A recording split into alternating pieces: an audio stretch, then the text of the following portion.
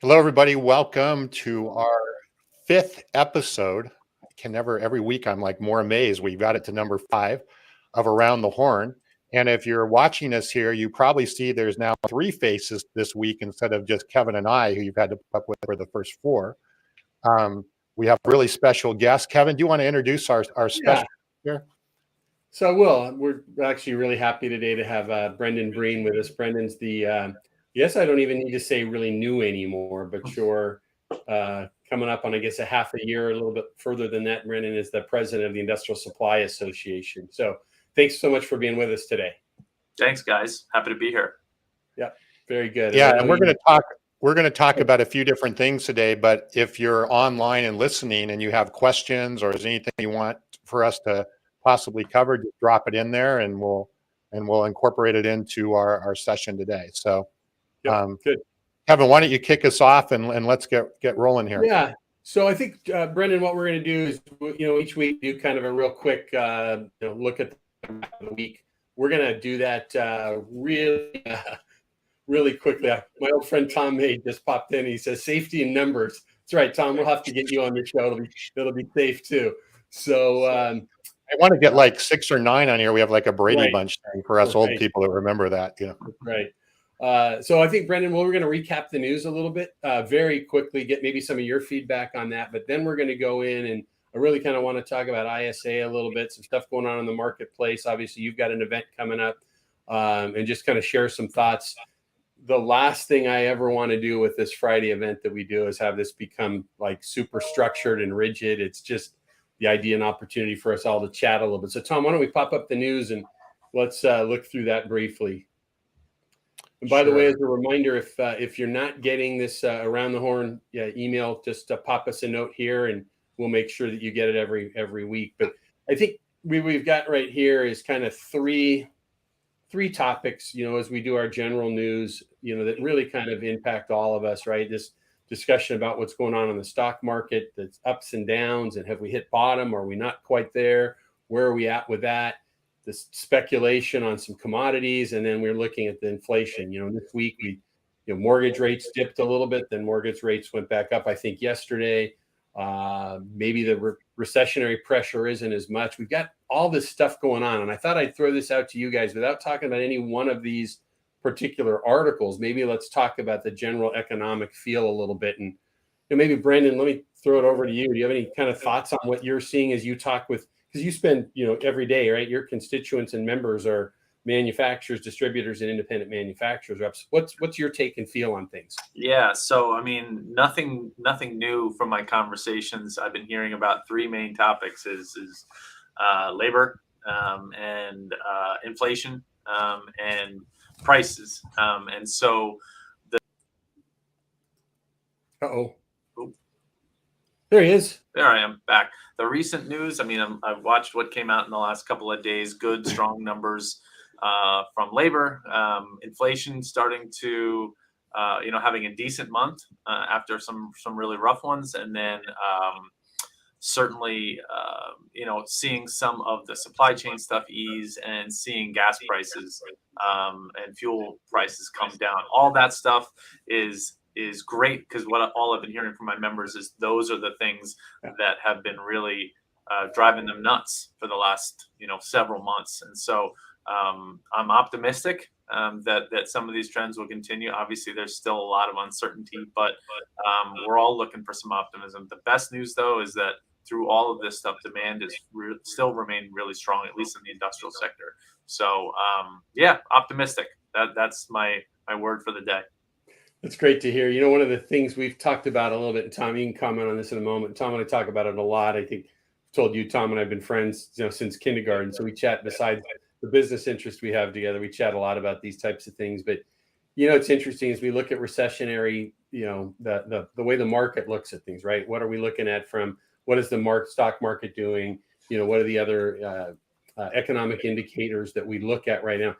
Those are, 40, 50, 60, sometimes longer year old concepts in economics, but yet the world is flat, right? Here we are, you're in New Jersey, Tom's in Santa Barbara, I'm in South Orange County, here in Southern California. We're able to come together. I'm seeing people that are joining us from all over the US and Canada right now, and we can communicate so easily. So we're living in a different world, completely different world than when those factors or economic indicators were developed. So I'm hoping that we're going to start seeing some things coming together that maybe this doom and gloom are not nearly as big a deal as what people are talking about. Well, and related to that, right? There's a lot of noise, even in that. If you just look at those 3 articles we put up there, if you were to read those 3 articles, you'd probably have a lot of different opinions, a lot of different, I mean, it's just a lot of noise. And, even like the stock market one, what I think a lot of people don't realize is that almost 70 to 80% of trades that are made on the stock market are done through computers. So it's computers and algorithms and things like that are to a large, I mean, obviously there's momentum and economic shifts, but there's a lot of day-to-day things that are driven just by algorithms and computers. Well, you're never going to get ahead of that. You're never going to be able to, I wish we could predict all that, and we could really be wealthy, but we're not going to be able to. So I think, Brendan, to your point about just staying optimistic and focus on what you can control, right? So put your attention on growing your business, or if there are situations, like you said, because of higher fuel costs or other things, okay, then how do you address those? But it's so easy to get caught up in the noise.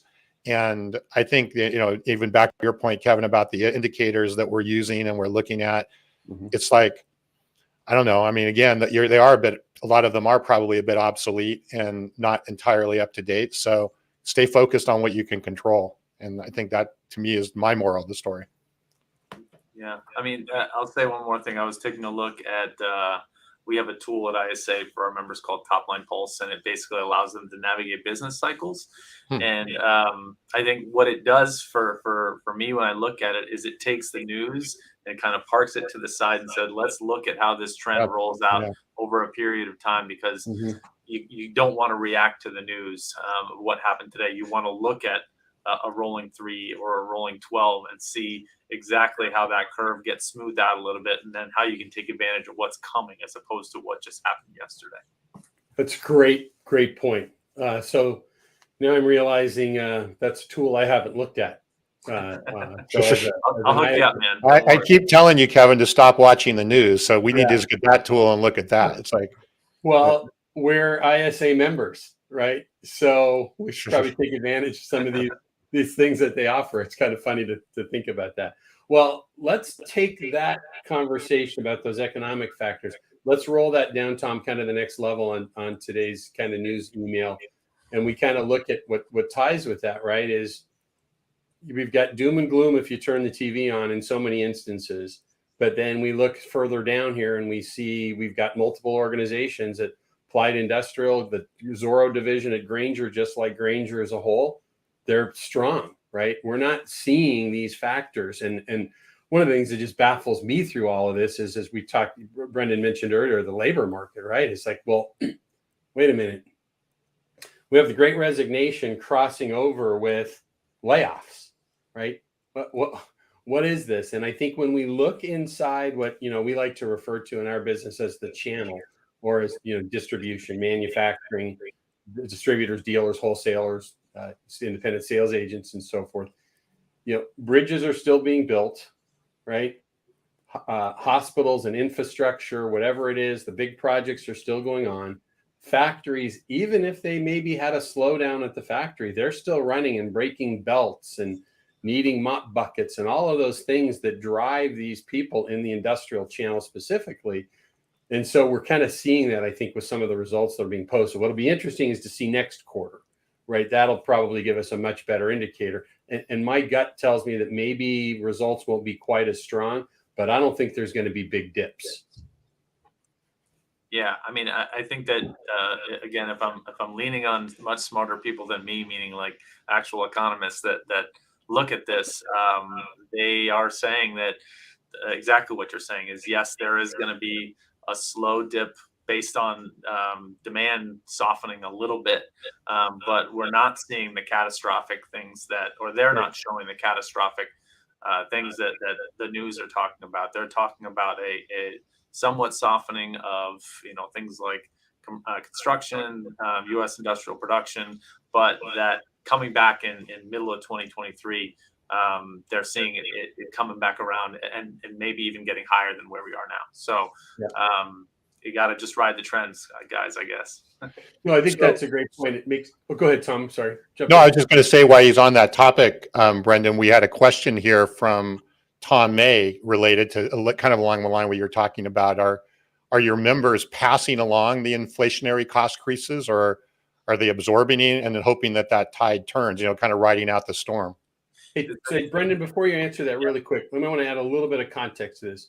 Tom May is a longtime business associate and friend of mine, and Tom is like a whiz at biz ops and sales ops, and it just spins spreadsheets like you've never seen to get deep insights into what's going on with sales teams. So a little context of where the question's coming from. Yeah, I mean, talking about how prices are set is a constant question that I get from people is what is the overall market doing? And what I can say is I ask the question back to that individual, what are you doing? And it's all over the board. I mean, yes, in some cases they're passing it on to the end user. Yes, in some cases suppliers are are passing that hit on to distributors. Sometimes it's going back down the channel, back down to the supplier. So I think that everyone's really trying to figure it out. And I think that really depends on how long people think that some of these inflationary costs are going to last. Right. I think that if people are taking a more long view and saying, okay, maybe this isn't going to be around forever, they hold their prices where they are. And they rely on trusted and long-term relationships. But those that are saying, we can't weather that storm. If it lasts a little bit longer than this, we have to pass this along. Then they're going to pass the buck. So it really depends. It depends on whatever their individual situation is. But I'm hearing it all over the place, Tom. That's great. Let me just throw something in here real quick, Tom, before you jump. I know we've got a handful of distributors that are on with us today. So if any of you have an interest in maybe throwing out what you're experiencing in the marketplace right now as far as cost passing through, and answer to Tom May's question, that would be great. Tom, back to you real quick. Well, I was just going to say, from a little bit of a different sample from our LeadSmart customers, because we have a lot of distributors that are LeadSmart customers. And I would say at least half of them have, I know this because they update our software to be able to facilitate this. I would say at least half of them have done price increases and updates. And even I would say probably 25% of them have done more than one in the last couple months or last few months. So not that is a great, way of sampling, but I think it gives an idea of, that it's probably along the line of what you're seeing, Brendan. Some are, some not, and probably depending upon the industry as well.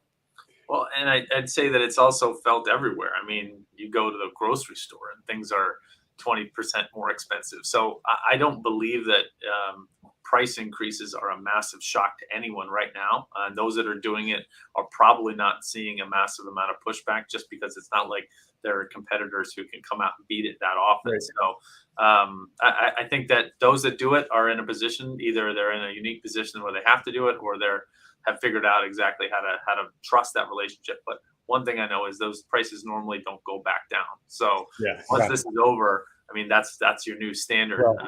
So it'll be interesting to see what happens then.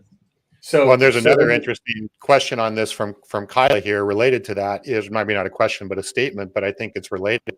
Are you seeing costs being passed only really just to cover the additional cost and not making any margin? And like you said, well, then as maybe over time the margins will come, or is everyone just trying to cover their costs, or are they actually trying to look at potentially making margin? It's another good question from my girl KJ from Surplus Done. What's up, KJ? I mean, again, it could definitely, it could be in some cases. I think that it all depends on the outlook of that distributor, and it all depends on the relationships that they have and how they see the future panning out. Again, if they think that this is going to be a very long trend and they're not able to weather it, then they're going to have to be out there. And if they do that and increase prices, transparency is key. I mean, you've got to show the why. Otherwise, I think you tarnish your relationship for sure. I'm kind of wondering, and looking at this, if KJ's had a question more than a comment, because Surplus Done's a manufacturer's rep agency that's a longtime, well-respected, large agency in the Midwest in the industrial segment. And this might be what she's actually seeing there. And she commented here about still honoring quotes for 30 days, even if the price increase comes during that period. So my guess is if we had a couple of distributors on here as well, and I noticed we've got another comment we could talk to in a moment here from Floyd Clifton with SureWorks.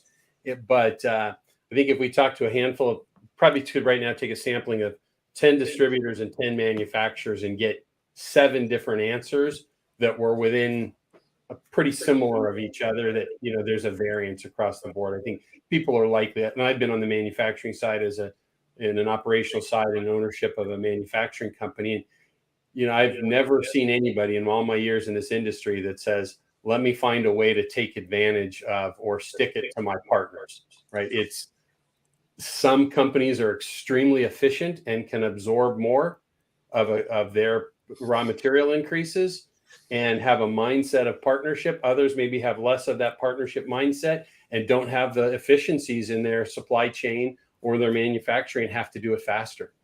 So I see a note here from Tom Harvick as well that says, Tom's a manufacturer's rep here on the West Coast, seeing price decreases in disposable gloves, but other safety products have maintained their price increases. So kind of an interesting thought there. Why don't we chat about Floyd's comment here, though, as well, or question?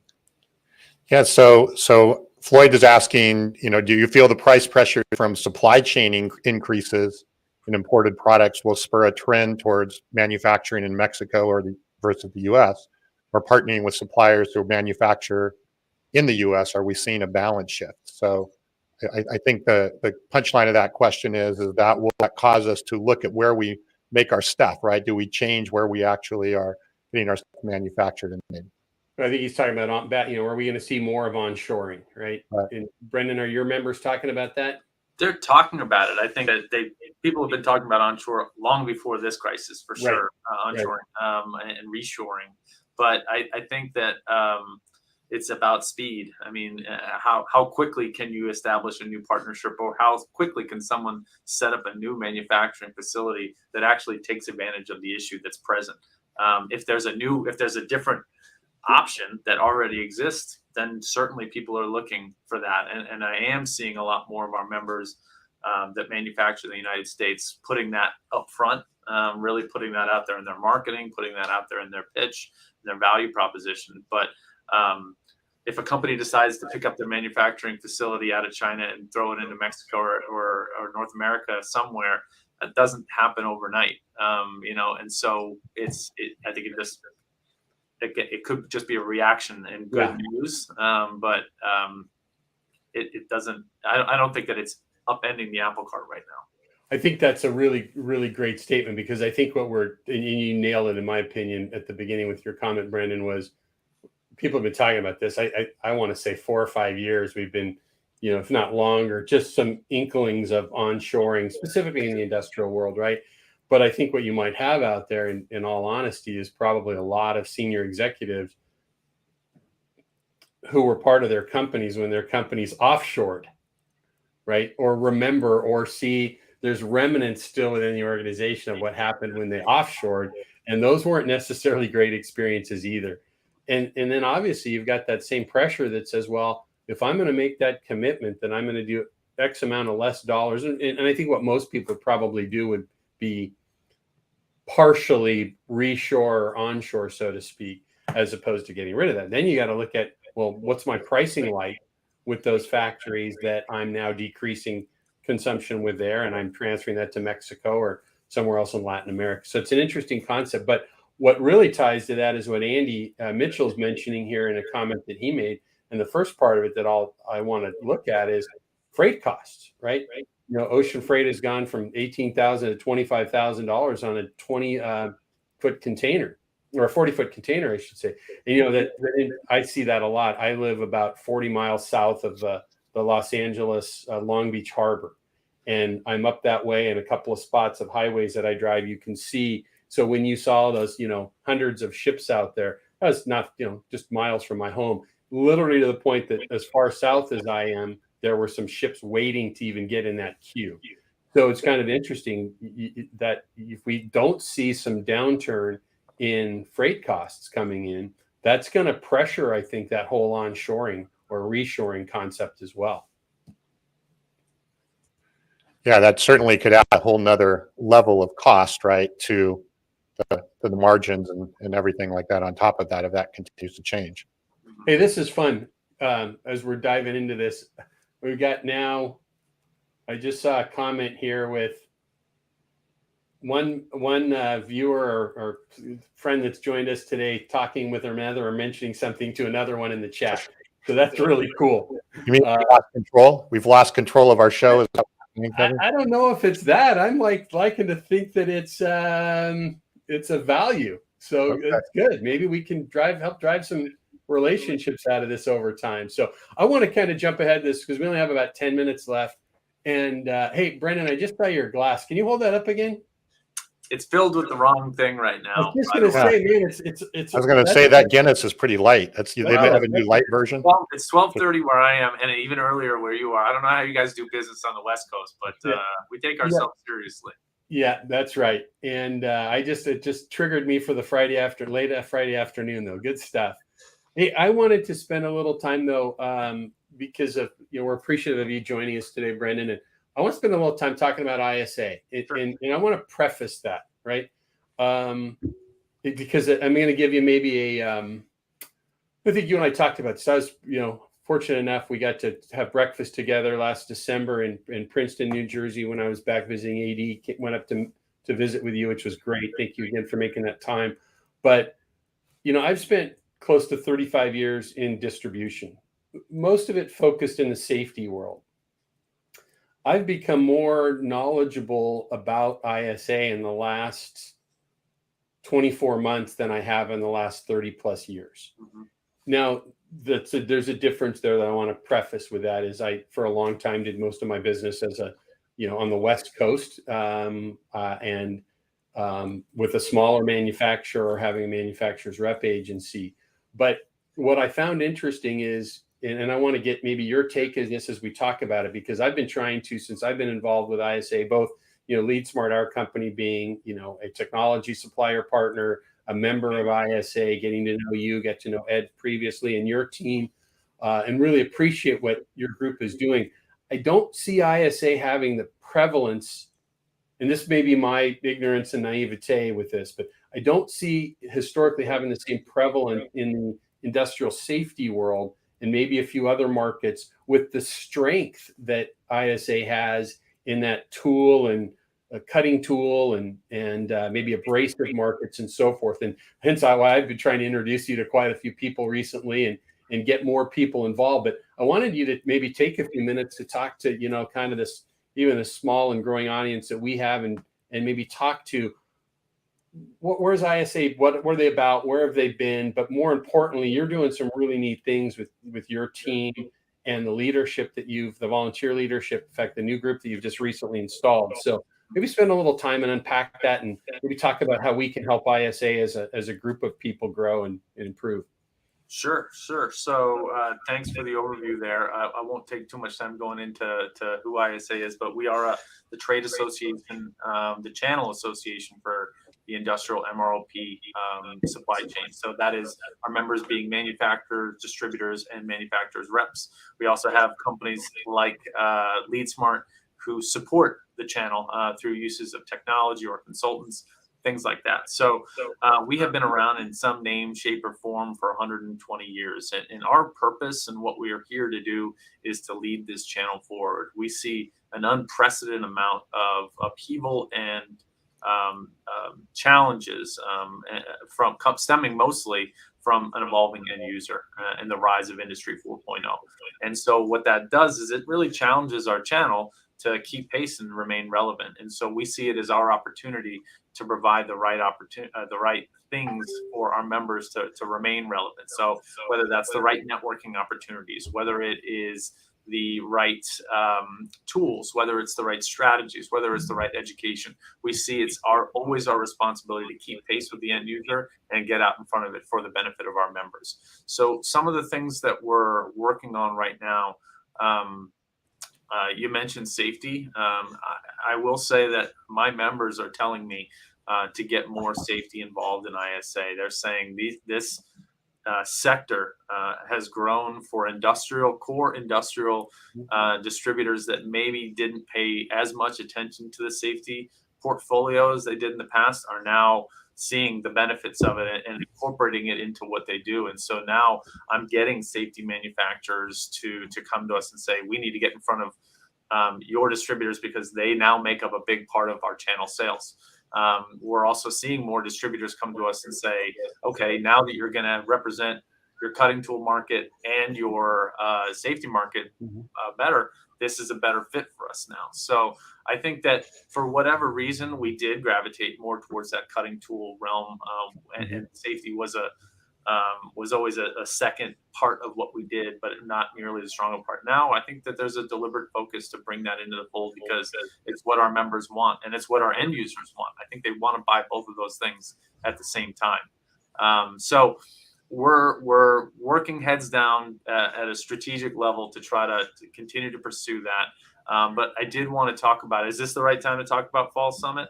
That's just fine. But you know what? Before you do that, because I did want to unpack that a little bit more about your upcoming event. And your event in April, I had an opportunity to attend and have an involvement as one of the speakers as well.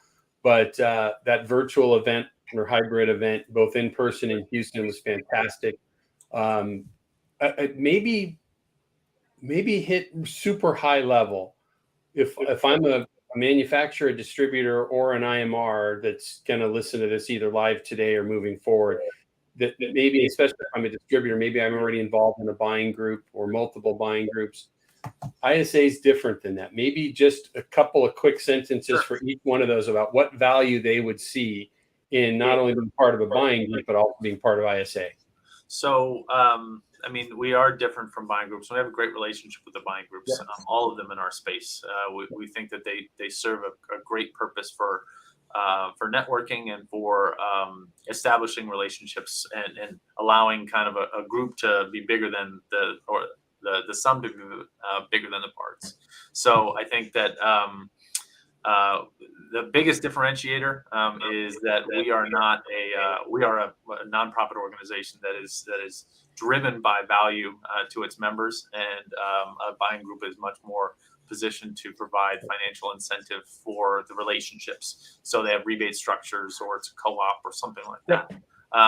What we are really biggest difference for us is that we are not limited by those relationships. We have the ability to bring in all partners. So if you're members of a buying group, that's fantastic. I encourage people to do that, but you're only going to interface with those partners that are part of that buying group. So my advice to everybody is be involved in both. If you see value in a rebate structure or a co-op structure, pursue that. But this is your channel association. This is where the scope of the MROP channel comes together and has the opportunity to come together. It's a great avenue for prospecting. It's a great avenue for efficiency of meeting with all of your channel partners in the same place. And we're only going to increase that. Our newest kind of mantra internally is let's grab the flag and plant it and say that this is where channel networking happens at ISA. And so we're pursuing not just strengthening our events, but we're looking to add events in this fall summit. We're also, looking to see how we can enhance networking opportunities throughout the year, possibly through digital means. I mean, it's not about having virtual events, but it is, some other tools that maybe folks younger than us guys would be more comfortable with than going to a trade show. So it's an exciting time. I think that the value of ISA and an association that's positioned like ours only has opportunity out in front of it. And so I'm really excited right now. So I'm glad you described it that way. And there's a comment that Andy Mitchell just made. He said, great to see David Ruggles from Martin Supply on your board. And that probably is just a prime example of opportunity crossover, right? Martin Supply, a big powerhouse within AD. And, there's David that's on the board at ISA, and you kind of put those things together and you get the best of both worlds versus one or the other. So I think it's great. I also really would encourage any independent manufacturers reps to get involved and look closely at this. When I was in the manufacturers rep arena from 1993 to 2003, and had wished I had been participating in a broader scope, because it really brings deeper and wider opportunities of scope for products to represent, meeting the distributors and not just manufacturers. And sometimes it's really hard to get those relationships going. I used to rely on trade shows to try and meet new manufacturers and so forth. Everybody's there with a different agenda. Now, when you get to an event like an ISA event, everybody's there to mingle, to talk, and to chat about opportunities. So we're running short of time, and I've got a list of other things we wanted to talk about, but I don't want to leave today. Two other things I want to cover quickly. One, let's talk about the fall summit. Why don't you spend a couple minutes on that? And then I'll talk about when you're coming back in a few weeks, so we can talk about the other stuff. Yeah, no, I feel like we can go forever, guys. So yeah, quick, the fall summit. This is a newer event. We have taken the opportunity for this fall. It's November 30th to December 2nd to have a large event in December or in Orlando that is geared around professional development in 3 unique areas. The first is for women in industry, and it's really a leadership development program for all women in this industry. And it's in the program and speaker lineup there is phenomenal.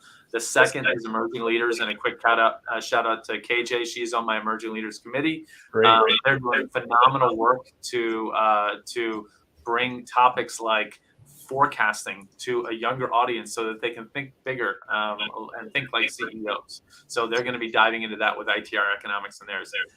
And then the last one is SalesWorks. These are all individual tracks at that event. SalesWorks is geared towards the manufacturers and the rep agencies, and their focus is all on joint business planning. And I see Lee Richards is in here as well. He's going to be our moderator with another co-moderator to facilitate not just the conversations around joint business planning between reps and manufacturers to make sure that they have better strategic alignment, but we're also going to give the opportunity for them to actually sit down with each other and conduct these joint business plans. So there's great education and some awesome networking opportunities. Plus, we've got a great keynote speaker, Joey Coleman. He wrote the book, Never Lose a Customer, which how is that not valid to absolutely everyone in this channel? And then we'll have some great networking opportunities. So please definitely check out the ISA website, isapartners.org, and go to the Fall Summit. If you have questions, reach out to me personally. I'm happy to talk to anybody about it. We had a little question there at the end that says, will LeadSmart be participating? Yes, we will. We will be there. Kind of got snubbed on the speaker side of things, but it's all right. I've got to grease the right people, I guess. But we'll get there. But yeah, we'll be there. We love ISA. We've participated as a speaker before, and really see the value of the organization. So we're late. In closing, what triggered, Brendan, you joining us today was a comment you made last week. We were talking about technology and adoption. So maybe sometime next month, we'll get you back on a Friday if you've got time. We'll maybe do a deeper dive on technology, and not about the technology that we developed, and how that works, but that along with connecting technology systems within an organization and how that can really drive organizations forward, really kind of that whole digital transformation. I'd love your thoughts on that. And we maybe we'll get somebody from the bond group or something to join us on that as well. So yeah, so say thank you. Hello to the family. Have a wonderful weekend. Thanks everybody for joining us. Every Friday at 10 o'clock. If you're not getting the newsletter and you'd like it, reach out to us and let us know. If you've got suggestions, great. And, I hate this all the time because you see it everywhere. But if you found some value, click the like button, and more people will see the opportunity to join us, and we'll keep these conversations going. So, great weekend, everybody. All right. Thanks, guys. See ya. All right. Thanks, everyone.